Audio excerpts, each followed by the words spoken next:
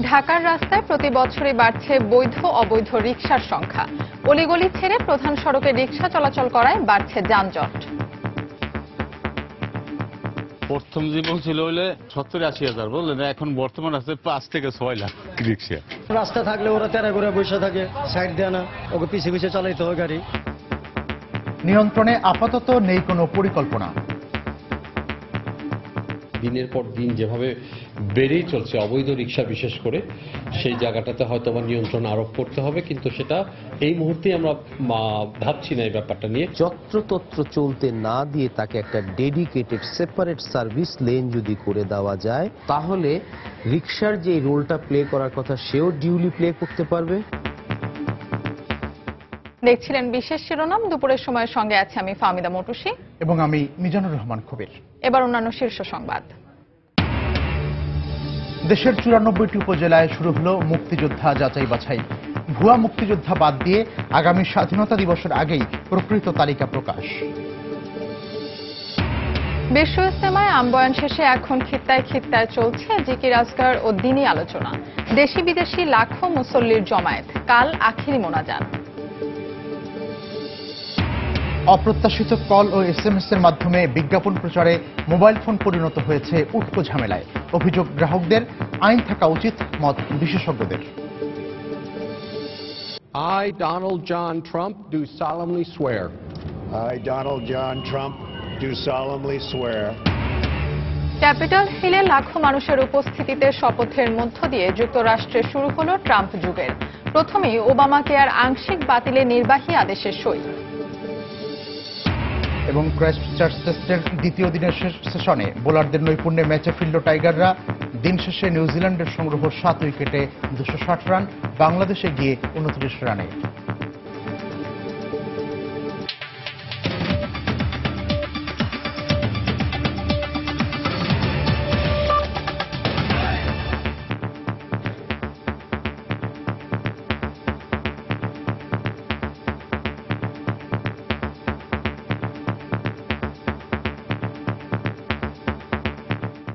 রাজধানীতে প্রতি বছর বাড়ছে নিবন্ধিত রিকশার সংখ্যা। একই সঙ্গে যোগ হচ্ছে আরো দ্বিগুণ সংখ্যক অবৈধ রিকশা।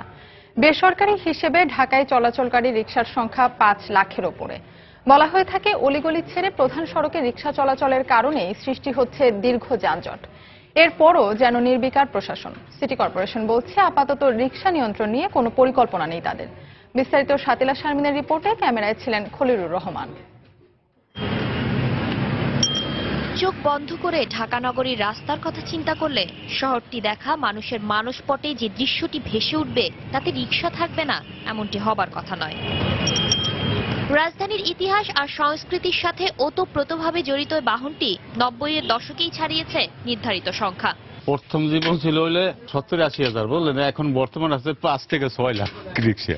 বিআরপি রোডে যদি নাজাত দেয় তাহলে ভাড়া কম হয়। সরকারের কাছে পরিসংখ্যান না থাকলেও আনুমানিক নিবন্ধনের চেয়ে নগরে চলা 6 গুণের বেশি রিকশা যানজট তৈরির একটি বড় কারণ।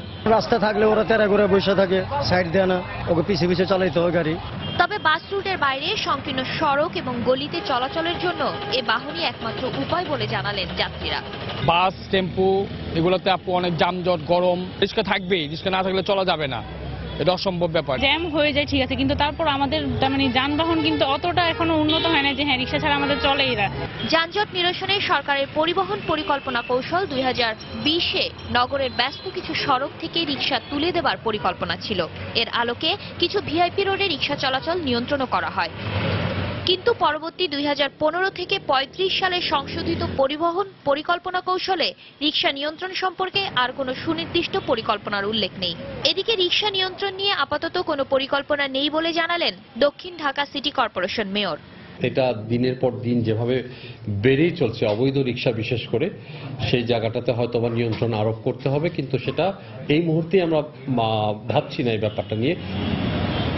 এই রিকশাগুলোকে নিয়ন্ত্রণের মাধ্যমে একটি যোগাযোগ কাঠামো তৈরি করতে হলে সবার আগে প্রয়োজন যন্ত্রচালিত এবং যন্ত্রহীন যে যানবাহন রয়েছে তাদের জন্য পৃথক লেন তৈরি করা। যোগাযোগ বিশেষজ্ঞরা বলছেন, অবকাঠামো উন্নয়নই শুধু নয়, এই প্রক্রিয়াকে ঢেলে সাজাতে হলে সবার আগে প্রয়োজন সুনির্দিষ্ট এবং পরিকল্পিত পরিকল্পনার। যত্রতত্র চলতে না দিয়ে তাকে একটা ডেডিকেটেড সেপারেট সার্ভিস লেন যদি করে দেওয়া যায় তাহলে, এবং তার সাথে যদি সাইড রাস্তা এবং বাস স্টেশনগুলির সাথে সমন্বয় করা যায় তাহলে রিকশার যে রোলটা প্লে করার কথা সেও ডিউলি প্লে করতে পারবে। শাতিলা শারমিন, সময় সংবাদ, ঢাকা। কি বলবো, অপারেশন। দেশের 94টি উপজেলায় একযোগে শুরু হলো মুক্তিযোদ্ধা যাচাই বাছাই কার্যক্রম। মুক্তিযোদ্ধার স্বীকৃতি চেয়ে গত কয়েক বছরে নতুন করে প্রায় 1.5 লাখ আবেদন জমা পড়েছে, যা যাচাই বাছাই করতেই এই উদ্যোগ নিয়েছে সরকার। এর মাধ্যমে ভুয়া মুক্তিযোদ্ধাদের বাদ দিয়ে আগামী স্বাধীনতা দিবসের আগেই প্রকৃত মুক্তিযোদ্ধাদের তালিকা প্রকাশ করা সম্ভব হবে বলে আশা করছে মন্ত্রণালয়। রাজনৈতিক দুষ্টচক্রের আবর্তে স্বাধীনতার ৪৫ বছরেও নিরূপণ সম্ভব হয়নি মুক্তিযোদ্ধাদের প্রকৃত তালিকা। তাই মুক্তিযুদ্ধের এত বছর পরও ভুয়া মুক্তিযোদ্ধাদের ভিড়ে তালিকা থেকে অনায়াসেই বাদ পড়তে দেখা যায় সম্মুখ যুদ্ধে অংশ নেওয়া অসংখ্য বীর সেনানীকে। এ সমস্যার স্থায়ী সমাধান করে প্রকৃত মুক্তিযোদ্ধাদের তালিকা প্রস্তুত করতে গত কয়েক বছর ধরে নানা উদ্যোগ গ্রহণের কথা বলে আসছিল সরকার। সেই ধারাবাহিকতায় শনিবার আনুষ্ঠানিকভাবে দেশের 94টি উপজেলায় শুরু হলো প্রকৃত মুক্তিযোদ্ধা যাচাই বাছাই কার্যক্রম।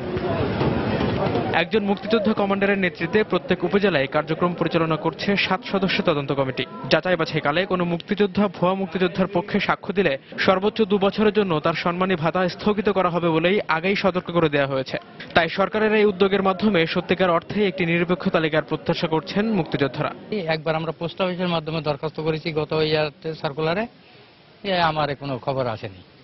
এবার তো দরখাস্ত করে রাখছে, আমরা মনে করছি এই ঘোষণা দিছে তাহলে আমার নাম আসতে পারে, ওই প্রত্যাশায় আমরা আসছি। সার্টিফিকেটের জন্য বা সরকারি অনুদানের জন্য আমি দৌড়াদৌড়ি করে বেড়াচ্ছি। সত্যিকার মুক্তিযোদ্ধা বেরিয়ে আসুক, ভুয়া মুক্তিযোদ্ধা বাতিল করুক, এইটাই আমরা সরকারের কাছে আবেদন। রাজধানীর কেরানীগঞ্জ উপজেলায় যাচাই বাছাই কার্যক্রমের উদ্বোধন করেন খাদ্যমন্ত্রী অ্যাডভোকেট কামরুল ইসলাম। এ সময় তিনি জানান, দলমত নির্বিশেষে প্রকৃত মুক্তিযোদ্ধাকে অবশ্যই তালিকাভুক্ত করা হবে। বিএনপি জামাতের সময় ৪৫,০০০ ভুয়া মুক্তিযোদ্ধাদের সনদপত্র এবং আমাদের 2009 থেকে 2016 ডিসেম্বর পর্যন্ত অনেকেই যে ভুয়া কাগজপত্র দাখিল করে যে সনদ জোগাড় করেছেন, সংগ্রহ করেছেন, এই সমস্ত কিছুকেই যাচাই বাছাই করার জন্য একটা প্রকৃত মুক্তিযোদ্ধাদের তালিকা প্রস্তুত করার জন্য আজকের এই আয়োজন। যে আমরা কোনো প্রতিপক্ষকে ঘায়েল করার জন্য, প্রতিপক্ষের মুক্তিযোদ্ধার সত্যিকার মুক্তিযোদ্ধার সনদ বাতিল করার জন্য এই আয়োজন আমরা করেছি, এটা মনে করার কোনো কারণ নাই। আমাদের প্রকৃত মুক্তিযোদ্ধারা যেইখানেই অবস্থান করুক না কেন, তাদের সনদ বাতিল করার বা যাচাই বাছাই করে তাদেরকে হেনস্থা করার কোনো রকম অভিপ্রায় এই সরকারের নাই। পর্যায়ক্রমে সারা দেশে এই কার্যক্রম পরিচালিত হবে বলে জানিয়েছে মন্ত্রণালয়। নিরপেক্ষ তদন্তের মাধ্যমে আগামী স্বাধীনতা দিবসের আগেই প্রকৃত মুক্তিযোদ্ধাদের একটি পূর্ণাঙ্গ তালিকা প্রস্তুত করা হবে বলেও আশা করছেন তারা। বর্তমান তালিকা অনুযায়ী দেশে প্রায় 1,32,000 মুক্তিযোদ্ধা রয়েছে। এছাড়া মুক্তিযোদ্ধার তালিকায় নাম ওঠানোর জন্য আরও প্রায় 1.5 লাখ আবেদন পড়েছে। তারেকুজ্জামান শিমুল, সময় সংবাদ, ঢাকা। 52তম বিশ্ব ইজতেমার দ্বিতীয় পর্বের দ্বিতীয় দিন আজ। দেশের নির্দিষ্ট জেলাগুলোর পাশাপাশি ইজতেমায় অংশ নিচ্ছেন প্রায় 50টি দেশ থেকে আসা ধর্মপ্রাণ মুসল্লিরা। আল্লাহর সন্তুষ্টি লাভের আশায় দূর দূরান্ত থেকে যাত্রাপথের সব ঝুঁকি ঝামেলা স্বীকার করেই ইজতেমা ময়দানে আসছেন তারা। আগামীকাল আখিরি মোনাজাতের মধ্য দিয়ে শেষ হবে এবছরের বিশ্ব ইজতেমা। দেশি বিদেশি লাখো মুসল্লির ইবাদত বন্দেগী আর জিকির আসকারে মুখরিত টঙ্গীর তুরাগতীর। তীব্র শীত উপেক্ষা করে ফজরের নামাজের পরপরই আমবয়ানের মধ্য দিয়ে শুরু হয় 52তম বিশ্ব ইজতেমার দ্বিতীয় পর্বের দ্বিতীয় দিনের আনুষ্ঠানিকতা। কিভাবে সমস্ত লোকের মধ্যে সুখ, শান্তি, সফলতা, কামিয়াবি আসে, লোকজন শান্তিতে চলাফেরা করতে পারে, এই বিষয়গুলোর উপর কথাবার্তা হচ্ছে। 5 ওয়াক্ত নামাজ যাতে সহি হয়ে যায়, এই জন্য মানুষকে দাওয়াত দিই। মানুষের শিখাইতে হবে, আমাকেও শিখতে হবে। যারা না জানি ভুল ত্রুটি সবারই আছে, আল্লাহ পাক জানি সবারই শিখায়। আমবয়ান শেষে খিত্তায় খিত্তায় চলে ইসলাম ও দ্বীনের আলোচনা। এরপর একসঙ্গে জোহরের নামাজ আদায় করেন ইজতেমায় আসা দেশি বিদেশি লাখো মুসল্লি। দুনিয়াতে কিভাবে শান্তি পাবো এবং আখিরাতে আমরা মুক্তি পাবো সেই বিষয়ে এখানে আলোচনা হয়। আল্লাহ তাআলার রেজামন্দি হাসিল করার জন্য এবং সারা বিশ্বে ইসলামকে প্রচার হয়, এটা করার জন্য এখানে আসি। মুসল্লিদের সার্বিক নিরাপত্তায় র্যাব, পুলিশ ছাড়াও বসানো হয়েছে 14টি ওয়াচ টাওয়ার। মোড়ে মোড়ে বসানো হয়েছে সিসিটিভি ক্যামেরা। দ্বিতীয় পর্বে দেশের 17টি জেলার মুসল্লি সহ এবছর 2 পর্বে মোট 33টি জেলার মুসল্লিরা ইজতেমায় অংশ নিয়েছেন। বাকি 31টি জেলার মুসল্লিরা আগামী বছর 53তম বিশ্ব ইজতেমায় শরীক হবেন। মৌসুম ইসলাম, সময় সংবাদ, ঢাকা। দর্শক, এই মুহূর্তে ইজতেমা ময়দানে আছেন সহকর্মী তোহা খান তামিম, চলে যাচ্ছি তার কাছে। মটুসি, আজকে কিন্তু 52তম আসরের বিশ্ব ইজতেমার 52তম আসরের আজকে দ্বিতীয় পর্বের দ্বিতীয় দিন চলছে। আর কিছুক্ষণ আগেই মুসল্লিরা জোহরের সালাত আদায় করেছেন এবং জোহরের সালাত আদায় করার পরে কিন্তু তারা একজনের জানাজা নামাজ আদায় করেছেন। আপনি জানেন যে কিছুক্ষণ আগে বলেছিলাম আমি যে গত রাতে একজন বার্ধক্যজনিত কারণে কিশোরগঞ্জের আব্দুল লতিফ নামের একজন মুসল্লি মারা গিয়েছেন। তো তারই জানাজা কিছুক্ষণ আগে অনুষ্ঠিত হয়েছে। আর এখন জোহরের নামাজের পরে কিন্তু আসলে তারা খাবারের জন্য সময় দেওয়া হয়েছে। তারা এখন খাবার গ্রহণ করছেন। এরপরে কিন্তু কিছুক্ষণ বিশ্রামের পরে আবারও কিন্তু বয়ান শুরু হবে। মাওলানা জোবায়ের সাহেব এখানে বয়ান করবেন। তো এরপরে কিন্তু আসরের পরে আবারও বয়ান শুরু হবে। আয়োজকদের পক্ষ থেকে জানানো হয়েছে আসরের নামাজ আদায় করার পরে মাওলানা ইউসুফ সাহেব এখানে বক্তব্য রাখবেন। দিনব্যাপী কিন্তু এই ধরনের তালিম, বয়ান এবং ছোট ছোট দলে দলে ভাগ হয়ে কিন্তু এভাবেই চলছে এবং এটি সারাদিন সন্ধ্যার পরেও কিন্তু এটি চলবে। আর আরেকটি বিষয় মটুসি বলে রাখি, সেটি হচ্ছে আগামীকালকে কিন্তু আখেরি মোনাজাতের মাধ্যমে এই দ্বিতীয় পর্বের যেই বিশ্ব ইজতেমা সেটি শেষ হচ্ছে। আর আপনি জানেন যে আখেরি মোনাজাতে কিন্তু মানুষের সমাগম স্বাভাবিকভাবে একটু বেশি হয়। আর সেজন্যই কিন্তু পুলিশের পক্ষ থেকে বিভিন্ন নির্দেশনা থাকে, বিশেষ করে গাড়ি পার্কিংয়ের জন্য বা গাড়ির যান চলাচলের জন্য কিছু নির্দেশনা রয়েছে। আমি কিন্তু দর্শকদের সুবিধার্থে একটু যদি বলি তথ্যগুলি, সেটি হচ্ছে যে আজ রাত 10টা থেকে যান চলাচল কিন্তু বন্ধ থাকবে সব এলাকায়। সেটি হচ্ছে আশুলিয়া ব্রিজ থেকে আবদুল্লাপুর হয়ে প্রগতি সরণি এবং টঙ্গী ব্রিজ হয়ে গাজীপুর চৌরাস্তা পর্যন্ত কিন্তু যান চলাচল বন্ধ থাকবে। আর তারা বলছেন যে গাড়ি পার্কিং করা যাবে না যেসব এলাকায়, সেটি হচ্ছে তেজগাঁও শিল্পাঞ্চলের রেইনবো ক্রসিং হয়ে আবদুল্লাপুর থেকে ধওর ব্রিজ, প্রগতি সরণি হয়ে রামপুরা ব্রিজ, ধওর ব্রিজ থেকে বাইপাইল মোড়। এছাড়া মুসল্লিদের কিন্তু যাতায়াতের সুবিধার্থে 14টি বিশেষ ট্রেনের আসলে ব্যবস্থা করা হয়েছে। তো এমনি সব মিলিয়ে যে বলা যায় যে রৌদ্রোজ্জ্বল একটি দিন, মোটামুটি সকাল থেকে কিন্তু ঠান্ডার যে প্রকোপ সেটি কিন্তু বেশি ছিল। এখন বেলা বাড়ার সাথে সাথে স্বাভাবিকভাবে কিন্তু এখন বেশ সূর্য, গনগনে সূর্য আকাশে উঁকি দিচ্ছে। আর এরই মধ্যে কিন্তু মুসল্লিরা আসলে দিনই আলোচনা, দিনই শিক্ষা গ্রহণ করছেন। তো সব মিলিয়ে বলা যায় যে চমৎকার একটি পরিবেশে এখন পর্যন্ত ইজতেমা অনুষ্ঠিত হচ্ছে। তো মৌটুসি, আমার হাতে ইজতেমার এই ছিল সব শেষ। মৌটুসি। দর্শক, 52তম বিশ্ব ইজতেমার দ্বিতীয় পর্বের খবর জানাতে আমাদের সঙ্গে যোগ দিয়েছিলেন সহকর্মী তোহা খান তামিম। দুপুরের সময় আরো থাকছে। ছড়া ও খালগুলো দখলে থাকায় সিলেট নগরীর নিত্য সমস্যা জলাবদ্ধতা। সর্ববৃহৎ প্রকল্প অনুমোদন, নির্মাণ হবে ওয়াকওয়ে। জাতি, ধর্ম, বর্ণ নির্বিশেষে সব মার্কিনীকে ঐক্যবদ্ধ করে দেশকে এগিয়ে নেওয়ার প্রত্যয় ব্যক্ত করেছেন যুক্তরাষ্ট্রের নতুন প্রেসিডেন্ট ডোনাল্ড ট্রাম্প। শুক্রবার শপথ গ্রহণের পর জাতির উদ্দেশ্যে দেওয়া ভাষণে যুক্তরাষ্ট্রের উন্নয়নে জাতীয় ঐক্যের ডাক দেন তিনি। একই সঙ্গে আন্তর্জাতিক বাণিজ্য সম্পর্কের ক্ষেত্রে যুক্তরাষ্ট্রের স্বার্থকে সবার আগে প্রাধান্য দেওয়ার কথাও জানান ট্রাম্প। নতুন প্রেসিডেন্টকে বরণ করে নিতে কয়েক ঘন্টা আগে থেকেই ওয়াশিংটনের ক্যাপিটল হিলের সামনে জড়ো হন কয়েক লাখ মার্কিনী। হোয়াইট হাউস থেকে ক্যাপিটল হিলে পৌঁছানোর কিছুক্ষণ পর স্থানীয় সময় শুক্রবার ঠিক 12টায় মার্কিন প্রেসিডেন্ট হিসেবে শপথ নেন ডোনাল্ড জন ট্রাম্প। এরপর প্রায় 18 মিনিটের উদ্বোধনী ভাষণের শুরুতেই গণতন্ত্রের ধারাবাহিকতা ও মর্যাদা অক্ষুণ্ণ রেখে শান্তিপূর্ণভাবে ক্ষমতা হস্তান্তরের জন্য প্রেসিডেন্ট ওবামাকে ধন্যবাদ জানান তিনি। দেশকে এগিয়ে নিতে জাতীয় ঐক্যের গুরুত্বের কথা তুলে ধরে প্রেসিডেন্ট ট্রাম্প বলেন, মার্কিনীদের প্রতিটি শ্বাস নিঃশ্বাস অনুভব করেন তিনি। দেশের স্বার্থকে সবার ঊর্ধ্বে তুলে ধরা হবে উল্লেখ করে দেশকে কখনো খাটো হতে দেবেন না বলে অঙ্গীকার করেন নতুন মার্কিন প্রেসিডেন্ট। এদেশের প্রতিটি মানুষের অধিকার নিশ্চিত করতে চাই আমি। বাইবেলও বলা আছে, ঐক্যের মাধ্যমে সমৃদ্ধি অর্জন সম্ভব। ঈশ্বর মানুষের মাঝে ঐক্য ও সম্প্রীতি ভালোবাসেন। দেশ ও মানুষের স্বার্থ রক্ষায় কখনো আপোষ করব না আমি। যে দলই ক্ষমতায় থাকুক না কেন, মার্কিন জনগণই দেশ ও সরকারের নিয়ন্ত্রক বলে উল্লেখ করেন ট্রাম্প। জানুয়ারি 2017 সালের 20 জানুয়ারিকে কখনো মানুষ ভুলবে না, কেননা এদিন থেকে আবারও দেশের শাসনভার সব মার্কিনীর হাতে ফিরল। এদেশের প্রতিটি শিশুর জন্য শিক্ষা, অভিভাবকদের জন্য কর্মসংস্থান ও যথাযথ মজুরি নিশ্চিত করতে চাই আমি। উদ্বোধনী ভাষণেও নির্বাচনী প্রচারণার সময় দেয়া বিভিন্ন প্রতিশ্রুতির কথা পুনরাবৃত্ত করেন ট্রাম্প। দেশের নিরাপত্তার জন্য সীমান্তে কঠোরতা আরোপের কথা জানিয়ে ট্রাম্প বলেন, মার্কিন সেনাবাহিনীকে বিশ্বের বিভিন্ন দেশের নিরাপত্তা রক্ষার বদলে নিজ দেশের নিরাপত্তা ও কল্যাণে কাজে লাগানো হবে। একই সঙ্গে বাণিজ্য ও আন্তর্জাতিক সম্পর্কের ক্ষেত্রে দেশের স্বার্থকে সমুন্নত রাখতে চান তিনি। সামরিক খাতে বছরের পর বছর ভর্তুকি দিয়ে অন্য দেশের সন্ত্রাস দমন ও নিরাপত্তার জন্য মার্কিন সেনাদের নিয়োজিত করা হয়েছে। এ থেকে বেরিয়ে আসবো আমরা। আমাদের দেশের অবকাঠামো ব্যবহার করে অন্য দেশ বাণিজ্য করে যাবে, এটা হতে দেয়া যায় না। আমরা নিজেদের সম্পদ কাজে লাগিয়ে দেশের মানুষের জন্য পর্যাপ্ত কর্মসংস্থান নিশ্চিত করতে চাই। যুক্তরাষ্ট্রের অভ্যন্তরীণ নিরাপত্তায় উগ্রবাদকে কখনোই মাথাচাড়া দিয়ে উঠতে দেবেন না বলে জানান ট্রাম্প। আগামী 4 বছরে দেশের যে কোনো সমস্যায় মার্কিনীদের সঙ্গে চান বলেও জানালেন তিনি।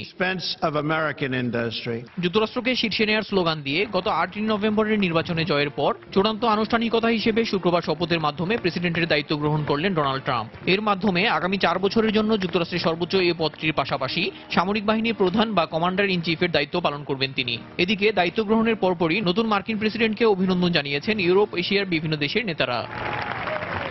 দেলোয়ার হোসেন, সময় সংবাদ। এদিকে ট্রাম্পের অভিষেক অনুষ্ঠানে উপস্থিত ছিলেন সাবেক কয়েকজন মার্কিন প্রেসিডেন্ট, সুপ্রিম কোর্টের বিচারপতি, কূটনীতিবিদ ও নির্বাচনে পরাজিত প্রার্থী হিলারি ক্লিন্টন। ওয়াশিংটন ডিসি থেকে আরো জানাচ্ছেন আমাদের প্রতিনিধি শিহাবুদ্দিন কিসলু।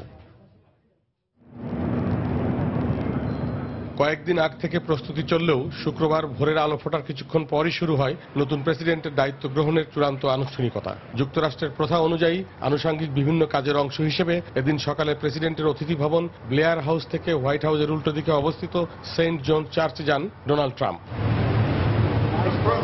প্রার্থনা শেষে সস্ত্রীক হোয়াইট হাউসের চা চক্রে যোগ দেন তিনি। সেখানে ট্রাম্প ও মিলেনিয়াকে স্বাগত জানান ওবামা মিশেল দম্পতি।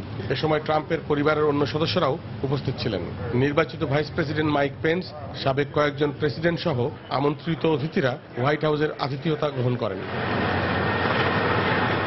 এরপরই ওবামা মিশেল দম্পতিকে সঙ্গে নিয়ে মোটর শোভাযাত্রা করে ক্যাপিটল হিলের উদ্দেশ্যে রওনা দেন ট্রাম্প। এই গাড়িবহর সেখানে পৌঁছানোর কয়েক ঘন্টা আগে থেকেই স্থানীয় সময় সকাল 9:30টায় সঙ্গীত আয়োজনের মাধ্যমে উন্মুক্ত মঞ্চে শুরু হয় ট্রাম্পের শপথ গ্রহণের অনুষ্ঠান। I will well and faithfully discharge. প্রথা অনুযায়ী প্রেসিডেন্টের শপথের আগে ভাইস প্রেসিডেন্ট মাইক পেন্সকে শপথ বাক্য পাঠ করান বিচারপতি ক্যারেন্স থমাস। প্রেসিডেন্টের এই অভিষেক অনুষ্ঠানে যোগ দেন সাবেক কয়েকজন মার্কিন প্রেসিডেন্ট, সুপ্রিম কোর্টের বিচারপতি, কূটনীতিক ও দেশের বিশিষ্টজনেরা। উপস্থিত ছিলেন পরাজিত প্রার্থী হিলারি ক্লিন্টন, মনোনয়ন প্রার্থী বার্নি স্যান্ডার্স সহ ডেমোক্র্যাট দলের বেশ কিছু শীর্ষ নেতা। ডোনাল্ড ট্রাম্প তার বক্তব্যে অত্যন্ত সুস্পষ্টভাবে বলেছেন যে ইমিগ্রেশন, কর, এই ধরনের সিদ্ধান্তের ক্ষেত্রে তিনি অবশ্যই যুক্তরাষ্ট্রের স্বার্থকে অগ্রাধিকার দিবেন এবং তিনি এও বলেছেন যে এই বিশ্ব থেকে ইসলামী সন্ত্রাসবাদকে উৎখাতে তিনি দৃঢ় প্রতিজ্ঞ। প্রেসিডেন্ট হিসেবে ট্রাম্পের শপথ ও উদ্বোধনী ভাষণ সম্পন্ন হওয়ার পর দুপুর 12:30টায় সদ্য সাবেক হওয়া প্রেসিডেন্ট ওবামাকে আনুষ্ঠানিকভাবে বিদায় জানানো হয়। এর পরের আনুষ্ঠানিকতা ছিল ক্যাপিটল হিলে নতুন প্রেসিডেন্ট ডোনাল্ড ট্রাম্পের আতিথেয়তায় আমন্ত্রিতদের জন্য মধ্যাহ্নভোজ। সবশেষ ক্যাপিটল হিল থেকে হোয়াইট হাউসের পথে প্রায় 2.5 কিলোমিটার উদ্বোধনী শোভাযাত্রায় অংশ নেন প্রেসিডেন্ট ট্রাম্প ও ফার্স্ট লেডি মেলানিয়া। এ সময় রাস্তার দুপাশে দাঁড়িয়ে থাকা লাখো মার্কিনই তাদের শুভেচ্ছা জানান।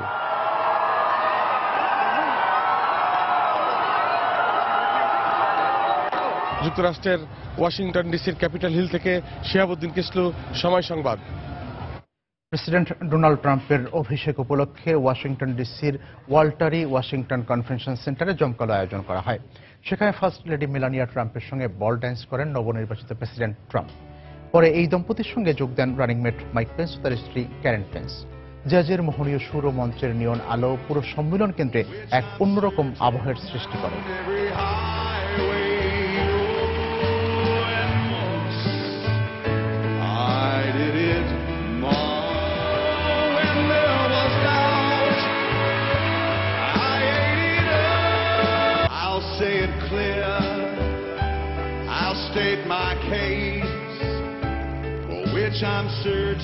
শপথ গ্রহণের পর ডোনাল্ড ট্রাম্পের জাতির উদ্দেশ্যে দেয়া ভাষণকে স্বাগত জানিয়েছেন মার্কিনদের পাশাপাশি প্রবাসী বাংলাদেশিরাও। আগে তার বক্তব্যে কট্টর অবস্থান ফুটে উঠলেও নতুন প্রেসিডেন্টের প্রথম ভাষণে ইতিবাচক বিভিন্ন প্রতিশ্রুতির প্রশংসা করেন তারা। তার যে নির্বাচনী প্রচারণার সময় যে ধরনের বক্তৃতা দিছিল সেটা অনেক অ্যাগ্রেসিভ ছিল। এখন যে বক্তৃতা দিচ্ছে মনে হচ্ছে যে না, সে কিছু আমেরিকার জনগণকে কিছু শান্তির বাণী শোনাবে। কালো সাদা এবং কোনো কিছু না দেখে সে জনগণকে শ্রেষ্ঠত্ব রাখা যায় সেটাই সে করবে। বক্তব্যে একটা জিনিস তুলে ধরছে, সেটা হচ্ছে যে পলিটিক্যাল যে একটা টোন তুলে ধরছে। একটা টোন বলছে যে সবাই বলে কেউ কিছু করে না, আসলে এই টোনটার ইনগ্রেশনে তো এর আগে এরকম টোনের মানে শুনি নাই কোনো প্রেসিডেন্ট বলছে যে এরকম টোন নিয়ে কথাবার্তা বলছে। এটাই আর কি, এখন দেখা যাক। আমরা বল বিষয়ে আমরা তো আর কিছু করতে পারবো না, জাস্ট আমাদের হোপ টু গুড। সুইজারল্যান্ডের দাভোসে বিশ্ব অর্থনৈতিক ফোরাম WEF এর 47তম বার্ষিক সভায় যোগদান শেষে ঢাকা পৌঁছেছেন প্রধানমন্ত্রী শেখ হাসিনা। বেলা 11টায় তিনি এমিরেটস এয়ারলাইন্সের একটি ফ্লাইটে হযরত শাহজালাল আন্তর্জাতিক বিমানবন্দরে এসে পৌঁছান। এ সময় সেখানে প্রধানমন্ত্রী শেখ হাসিনাকে শুভেচ্ছা জানান মন্ত্রিসভার সদস্য সহ 3 বাহিনীর প্রধান। এর আগে বাংলাদেশ সময় গতকাল রাত 8টায় দেশের উদ্দেশ্যে সুইজারল্যান্ডের জুরিখ থেকে আন্তর্জাতিক বিমানবন্দর ছাড়েন প্রধানমন্ত্রী। যাত্রাপথে দুবাই আন্তর্জাতিক বিমানবন্দরে 4 ঘণ্টার যাত্রা বিরতি করেন তিনি। বিশ্ব অর্থনৈতিক ফোরামের সভায় যোগ দিতে 16 জানুয়ারি 5 দিনের সফরে সুইজারল্যান্ডের উদ্দেশ্যে ঢাকা ছাড়েন প্রধানমন্ত্রী। সফরকালে তিনি বিশ্ব অর্থনৈতিক ফোরামের উদ্বোধনী প্লেনারি সহ বিভিন্ন অধিবেশনে অংশ নেন। নির্বাচন কমিশন গঠন ইস্যুতে বিএনপি আন্দোলনে নামলে তা রাজনৈতিকভাবে মোকাবেলা করা হবে বলে জানিয়েছেন আওয়ামী লীগের সাধারণ সম্পাদক ও সড়ক পরিবহন সেতুমন্ত্রী ওবায়দুল কাদের। দুপুরে রাজধানীর মানিক মিয়া অ্যাভিনিউতে বিআরটি এর অভিযান পরিদর্শনে এসে তিনি একথা জানান। নির্বাচন কমিশন নিয়ে আরেকটা সংলাপের সময় সুযোগ কোনোটাই তো নেই। অবাস্তব প্রস্তাব দিয়ে লাভ নেই। আর আন্দোলন তো বললাম, তারা আসুক, আন্দোলন করুক। সহিংস হলে অবস্থা বুঝে ব্যবস্থা হবে। আর আমরা পলিটিক্যাল পার্টি হিসাবে আমরা রাজনৈতিকভাবে মোকাবিলা করব। জনগণের স্বার্থ রক্ষায় রাষ্ট্রপতি যোগ্য ও নিরপেক্ষতার ভিত্তিতে সার্চ কমিটির মাধ্যমে সবার কাছে গ্রহণযোগ্য একটি নির্বাচন কমিশন গঠন করবেন বলে আশা প্রকাশ করেছেন বিএনপির মহাসচিব মির্জা ফখরুল ইসলাম আলমগীর। সকালে রাজধানীর ইঞ্জিনিয়ারিং ইনস্টিটিউটে জিয়া পরিষদের প্রতিনিধি সম্মেলনে একথা বলেন তিনি। আন্তর্জাতিক বা দেশীয় সহযোগিতা নয়, জনগণের অধিকার ফিরিয়ে আনতে বিএনপিকেই এগিয়ে আসতে হবে বলে মন্তব্য করেন মির্জা ফখরুল। আমরা বিশ্বাস করি যে গণতন্ত্রের জন্য যারা লড়াই করেছেন, অতীতে সংগ্রাম করেছেন, রাষ্ট্রপতি তাদের মধ্যে একজন। তিনি নিঃসন্দেহে জনগণের আশা আকাঙ্ক্ষা পূরণ করবার জন্য বাংলাদেশের মানুষের চোখের ভাষা বুঝে তিনি এমন একটি সার্চ কমিটি গঠন করবেন যে সার্চ কমিটি অবশ্যই নিরপেক্ষ হবে, যোগ্য হবে ও সঠিক নির্বাচন কমিশন গঠন করতে সক্ষম হবে। এটাই আমাদের। রামপাল বিদ্যুৎ কেন্দ্র উন্নত প্রযুক্তিতে পরিবেশ রক্ষা করে নির্মিত হচ্ছে জানিয়ে বিদ্যুৎ ও জ্বালানি প্রতিমন্ত্রী বলেছেন 1 মাসের মধ্যেই প্রকল্পটির ঋণ চুক্তি স্বাক্ষর করবে সরকার। সকালে ঢাকা রিপোর্টার্স ইউনিটিতে মিট দ্য রিপোর্টার্স অনুষ্ঠানে একথা জানান তিনি। এ সময় নেপাল থেকে জলবিদ্যুৎ আমদানি করতে আগামী মাসে দেশটির সাথে সরকার সমঝোতা চুক্তি করবে বলে উল্লেখ করেন নসরুল হামিদ।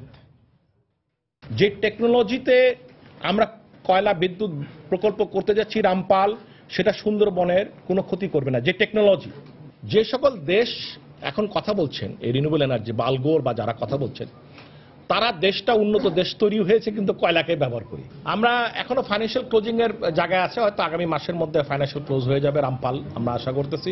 নেপালের মন্ত্রী মহোদয় আসছিলেন, ওনার সাথে আমাদের কথা হয়েছে। আমাদের যে এমইউটা সাইন করার কথা ছিল ওনারা কনফার্ম করে পাঠিয়ে দিয়েছেন। আমরা আগামী 1 মাসের মধ্যে আশা করছি নেপালে গিয়ে আমরা এই চুক্তি সই করব এবং ভারতের ভূমি ব্যবহার করে আমরা ভুটান এবং নেপাল থেকে বিদ্যুৎ আনব, এই বিষয়ে ভারতের সম্মতি পাওয়া গেছে। প্রথমবারের মতো আগারগাঁওয়ে নিজস্ব ভবনে কার্যক্রম শুরু করতে যাচ্ছে নির্বাচন কমিশন। গত 43 বছর পরিকল্পনা কমিশনের পাশের ভবনে ছিল ইসির কার্যালয়। কর্মকর্তা কর্মচারীরা বলছেন, স্মৃতি বিজড়িত প্রাকৃতিক পরিবেশের পুরনো কার্যালয় ছাড়তে কষ্ট হলেও নিজস্ব ভবনের কথা ভেবে আনন্দও লাগছে।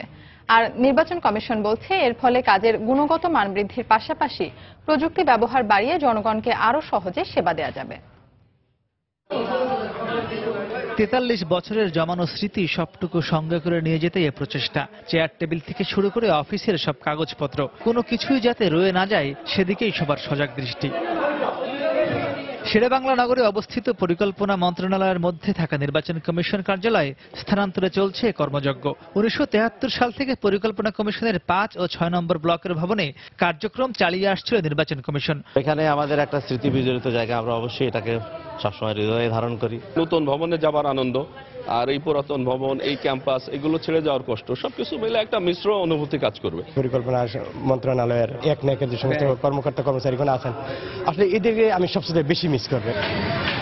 নির্বাচন কমিশনের নতুন ঠিকানা পশ্চিম আগারগাঁওয়ের 11 তলা সুউচ্চ নির্বাচন ভবন। 2 একর 36 শতাংশ জমির উপর প্রায় 200 কোটি টাকা ব্যয়ে নির্মিত নির্বাচন ভবনে থাকছে আধুনিক ও প্রযুক্তিগত সব সুযোগ সুবিধা। নিজস্ব ভবন পেয়ে খুশি ইসির কর্মকর্তা কর্মচারীরাও। আমাদের নিজস্ব ভবন, ওইখানে আমরা থাকতাম পিডব্লিউডি বিল্ডিং এ, ছোট একটা পরিসরে, এখানে বিশাল একটা পরিসর।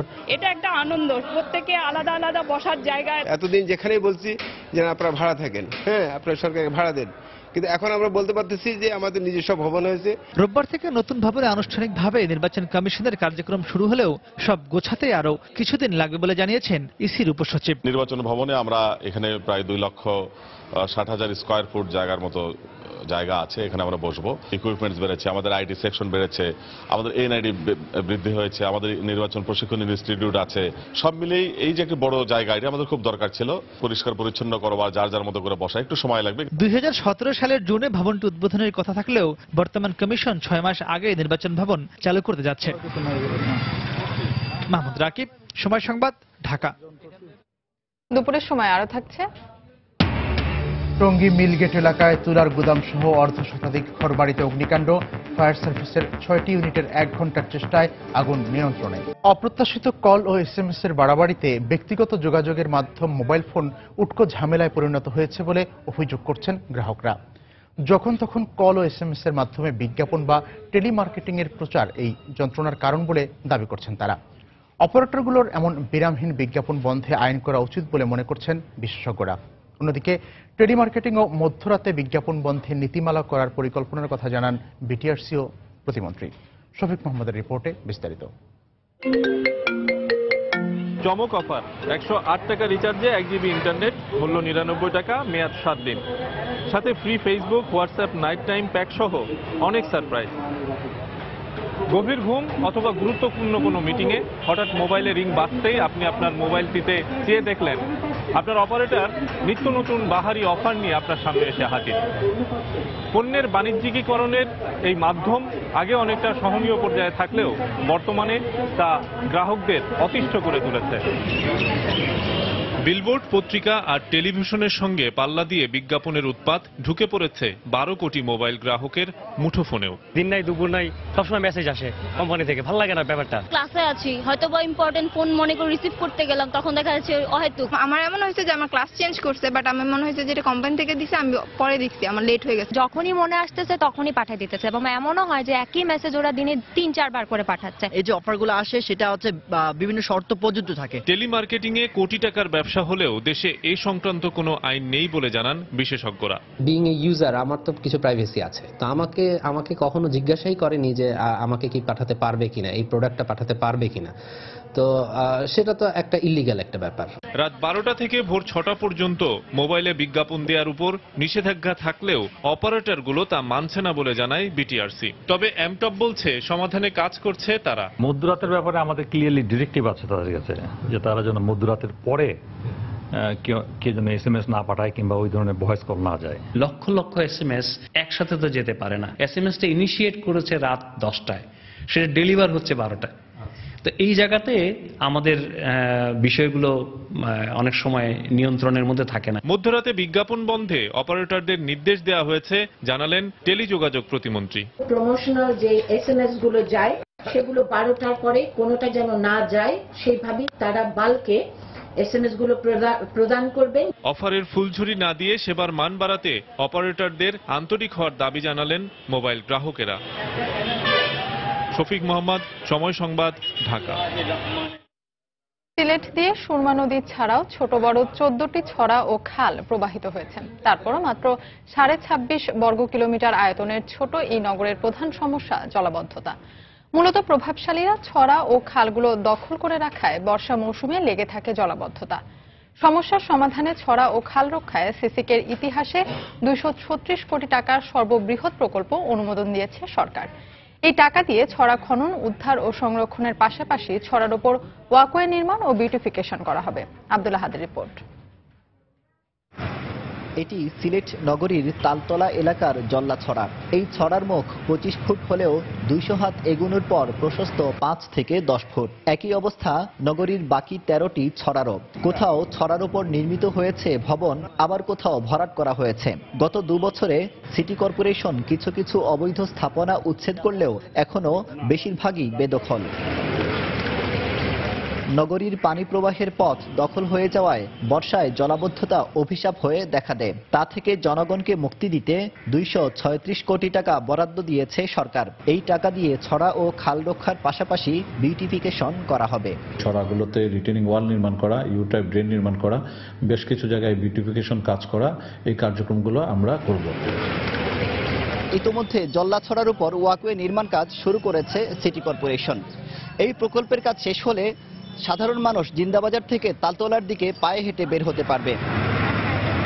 অন্যদিকে অবৈধ দখলদারদের সতর্কবাণী দিয়েছে সিটি কর্পোরেশন। যদি 2-4 জন থাকে সেটা আমার মনে হয় আমাদের কার্যক্রম যদি দেখে তারা আমার মনে ছাড়তে বাধ্য হবে, কারণ এরকম 2-1টা জায়গায় আমরা সাকসেস হয়েছি। প্রকল্পের সাথে জড়িত শাহজালাল বিশ্ববিদ্যালয়ের এই অধ্যাপক জানালেন, প্রকল্প বাস্তবায়ন হলে নগরীতে কোনো জলাবদ্ধতা থাকবে না। যদি আইডব্লিউ মানে এই প্রজেক্টটা কার্যকরী হয়, সিলেটে জলাবদ্ধতা থাকবে না। বেসিক্যালিও সিলেটে জলাবদ্ধতা থাকার কথা না, কারণ এটা উত্তর থেকে দক্ষিণ দিকে ঢালু, প্লাস যেটা এখানে যেটা সুবিধা সেটা হলো যে ছড়া আছে, পানির যে নিষ্কাশনের যে ব্যবস্থা করে যাচ্ছে এবং তার উপর দিয়ে মানুষ চলাচলের যে সুবিধা সুযোগ সুবিধা করে যাচ্ছে, এর জন্য আমরা সিটি কর্পোরেশনকে সাধুবাদ জানাই। সিলেট নগরীতে ছড়ার দৈর্ঘ্য 72 কিলোমিটার, আর প্রকল্পের অর্থ দিয়ে 31 কিলোমিটার ছড়ার সংস্কার করা যাবে। আব্দুল আহাদ, সময় সংবাদ, সিলেট। সিলেট কেন্দ্রীয় কারাগারে ইকবাল হোসেন বকুলের পরিবর্তে রিপন আহমদ ভুট্টোর যাবজ্জীবন সাজা ভোগের ঘটনায় তদন্ত প্রতিবেদন পূর্ণাঙ্গভাবে পর্যবেক্ষণ করে আগামীকাল আদালত সিদ্ধান্ত দেবেন বলে জানিয়েছেন জেলা ও দায়রা জজ মনির আহমেদ পাটোয়ারি। দুপুরে সিলেট কেন্দ্রীয় কারাগার পরিদর্শনে এসে তিনি একথা জানান। একটি হত্যা মামলায় যাবজ্জীবন সাজাপ্রাপ্ত বকুলের পরিবর্তে সিলেট কেন্দ্রীয় কারাগারে 1.5 বছর ধরে শাস্তি ভোগ করছেন রিপন আহমেদ ভুট্টো। খবরটি গণমাধ্যমে প্রচারিত হওয়ার পর গত 5 জানুয়ারি সিলেটের চিফ জুডিশিয়াল ম্যাজিস্ট্রেট কাজী আব্দুল হান্নানকে প্রধান করে 2 সদস্যের বিচার বিভাগীয় তদন্ত কমিটি গঠন করেন জেলা ও দায়রা জজ। তদন্ত প্রতিবেদনের ভিত্তিতে আগামীকাল ভুট্টোর বিষয়ে আদালত সিদ্ধান্ত দেবেন বলে জানান তিনি।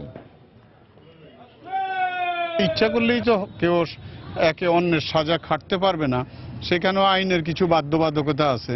আর যদি অন্য কেউ তাকে এই কাজে সহযোগিতা করে থাকে তাহলে সেটারও একটা ব্যবস্থা হবে। তদন্ত প্রতিবেদনের উপরে তো আমাদের পূর্ণাঙ্গ আস্থা অবশ্যই আছে, সেই কারণে আমরা আগামীকাল সেই রিপোর্ট পূর্ণাঙ্গভাবে পর্যালোচনা করে আইনানুগ যেটা সুন্দর ব্যবস্থা নেওয়া যায় সেই ব্যবস্থা আমরা অবশ্যই গ্রহণ করব।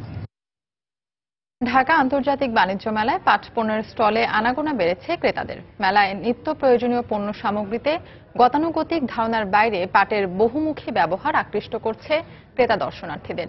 এসব পণ্যের দাম সব শ্রেণী পেশার ক্রেতাদের নাগালের মধ্যে থাকায় বিক্রি বেশ ভালোই হচ্ছে বলে জানান বিক্রেতারা। বাণিজ্য মেলায় হাজারো স্টলের ভিড়ে কয়েকটি স্টল একটু আলাদা। ক্রেতা টানতে নেই কোনো লোভনীয় ছাড় কিংবা ফ্রি অফার। বিক্রয় প্রতিনিধিদের হাঁকডাকও চোখে পড়বে না, কিন্তু সোনালী আঁশ পাটের তৈরি বাহারি পণ্যের স্টলে ভিড় করছেন ক্রেতা দর্শনার্থীরা। পাটের তৈরি কার্পেট, ফ্যাশনেবল ব্যাগ, শোপিস, জুতা থেকে শুরু করে নিত্য প্রয়োজনীয় নানা পণ্য নজর কাটছে ক্রেতাদের। মেলায় কারো পণ্য ও জেপিডিসির স্টলে ঢুকলে খালি হাতে ফেরা দেয়।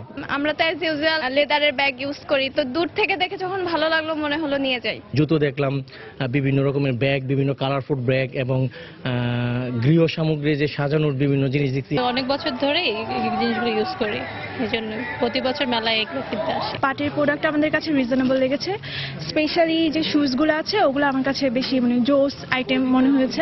বিক্রেতারা জানান, সরকারি সহায়তায় এখন উদ্যোক্তারা বৈচিত্র্যময় পাট পণ্য তৈরি করছেন। ঢাকাসহ দেশের মফস্বল এলাকার উদ্যোক্তাদের তৈরি এসব পণ্যের দামও ক্রেতাদের নাগালের মধ্যে রয়েছে বলে জানান তারা। ব্যাগের সঙ্গে অ্যাটিটিউডটাও শেয়ার করি। প্রতিটা মানুষ চাইলে তার কন্টেন্টগুলো, নিজের পিকচারটা দিচ্ছে, কেউ অনেকের রাশিটা পর্যন্ত দিচ্ছে। গত 3 বছর ধরেই পাটের জুতোগুলো এখানে বাণিজ্য মেলাতে আছে, আর এগুলো আপনার ওয়াশেবল, প্লাস আপনার পাটের যেহেতু এগুলো আপনি কালারটা ডিসকালার হবে না। 800 থেকে 1500 পর্যন্ত রিজনেবল প্রাইসে আছে। যারা আসছেন ওনারাও চাচ্ছে মেলা বাদে বাইরেও যেন ওরা এই টাইপের প্রোডাক্ট পায়। সোনালী আঁশের হারানো গৌরব ফিরে পেতে সবাইকে পাট পণ্য ব্যবহারের আহ্বান জানান ব্যবসায়ীরা। তানিন মেহেদি, সময় সংবাদ, ঢাকা। গাইবান্ধার সাদুল্লাপুর থেকে নিখোঁজ হওয়া আওয়ামী লীগ নেতা মাইদুল ইসলাম প্রিন্স ও যুবদল নেতা শফিউল ইসলাম শাপলার সন্ধান মিলেছে। গতরাতে 11 দিন পর তাদের দুজনকে দিনাজপুরের পার্বতীপুর উপজেলার খোলাহাটি এলাকায় চোখ বাঁধা অবস্থায় ছেড়ে দেওয়া হয়। খবর পেয়ে স্বজনরা সেখান থেকে তাদের উদ্ধার করেন। তবে কারা তাদের অপহরণ করেছিল তা জানা যায়নি। গত 10 জানুয়ারি সাদুল্লাপুর উপজেলার নলডাঙ্গা এলাকা থেকে ইউনিয়ন আওয়ামী লীগের প্রচার ও প্রকাশনা সম্পাদক ও একই ইউনিয়নের যুবদলের সহ সম্পাদক শফিউল ইসলাম শাপলাকে তুলে নিয়ে যাওয়া হয়। এ ঘটনায় সাদুল্লাপুর থানায় একটি অভিযোগ করা হয়। আমি ওই যে ছেলেকে নানা বাড়িতে রাখি আসতে আমার 3-4টা মডেল সহ দাঁড় করাইলো, পরে আমার গাড়ি তুলে নিল, আমার গাড়িতেই নিয়ে চলে গেল। যাওয়ার পর কিছু দূর যে আমার চোখ বন্ধছে, তারপরে আর বলতে পারি না যে কি। তা 2 জায়গা বোধহয় 2টা জায়গা চেঞ্জ করছিল আমাকে রাখিয়ে, এইটা বুঝলাম যে 2 জায়গা চেঞ্জ। তারপরে অনেকক্ষণ হয়তো মাইক্রোট করে নিয়ে গেছে, তারপরে চোখ বান্ধায় এই 11 দিন। আর এই শাড়ি যখন দিছে না, এই তখনই শুধু চোখটা খোলা। টঙ্গী মিলগেট এলাকায় অগ্নিকাণ্ডে তুলার গুদাম সহ অর্ধশতাধিক বাড়িঘর পুড়ে গেছে। দুপুরে চড়াগালি এলাকায় অগ্নিকাণ্ড হয়। প্রত্যক্ষদর্শীরা জানান, নামের বাজারের একটি তুলার গোডাউন থেকে আগুনের সূত্রপাত হয়। মুহূর্তে পাশের ঝুটের গোডাউন সহ একটি বস্তিতে আগুন ছড়িয়ে পড়ে। খবর পেয়ে ঘটনাস্থলে পৌঁছে ফায়ার সার্ভিসের 6টি ইউনিট 1 ঘন্টার চেষ্টায় আগুন নিয়ন্ত্রণে আনে। যদিও এর আগেই বস্তির অর্ধশতাধিক বাড়িঘর ক্ষতিগ্রস্ত হয়। প্রয়োজনীয় মালামালও সরিয়ে নিতে পারেননি অনেকেই। এছাড়া তুলার ও ঝুটের গোডাউনের সবকিছু পুড়ে গেছে বলে জানিয়েছেন দোকান মালিকরা। অগ্নিকাণ্ডের কারণ এখনো জানা যায়নি বলে ফায়ার সার্ভিস দাবি করেছে। প্রেসিডেন্ট হিসেবে আনুষ্ঠানিক শপথ গ্রহণের পরপরই ডোনাল্ড ট্রাম্প তার পূর্বসূরি ওবামা প্রশাসনের স্বাস্থ্যনীতি আংশিক বাতিলের বিষয়ে নির্বাহী আদেশে সই করেছেন।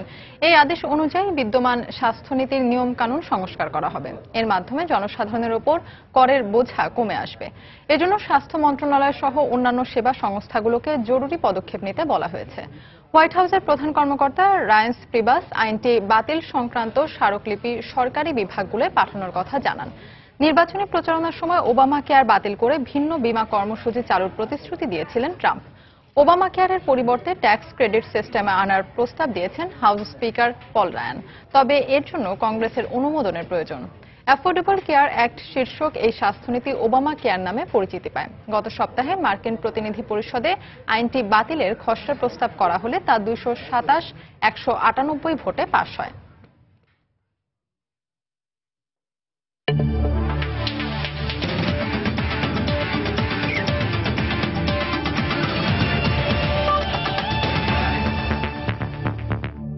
বাংলাদেশ নিউজিল্যান্ড টেস্ট সিরিজ প্রসঙ্গ। শেষ সেশনে সাকিবের বোলিং নৈপুণ্যে ক্রাইস্টচার্চ টেস্টের দ্বিতীয় দিন শেষে ভালো অবস্থানে আছে বাংলাদেশ। বৃষ্টি বিঘ্নিত দিন শেষে স্বাগতিকদের সংগ্রহ 7 উইকেটে 260 রান। টাইগাররা এখনও 29 রানে এগিয়ে আছে। বাংলাদেশের হয়ে সাকিব 3টি এবং রাব্বি নিয়েছেন 2টি উইকেট। এর আগে নিজেদের প্রথম ইনিংসে 289 রানে অল আউট হয় বাংলাদেশ। মুস্তাফিজুল হক আকাশের ক্যামেরায় নিউজিল্যান্ড থেকে হুমায়ুন কবির রোজের রিপোর্ট।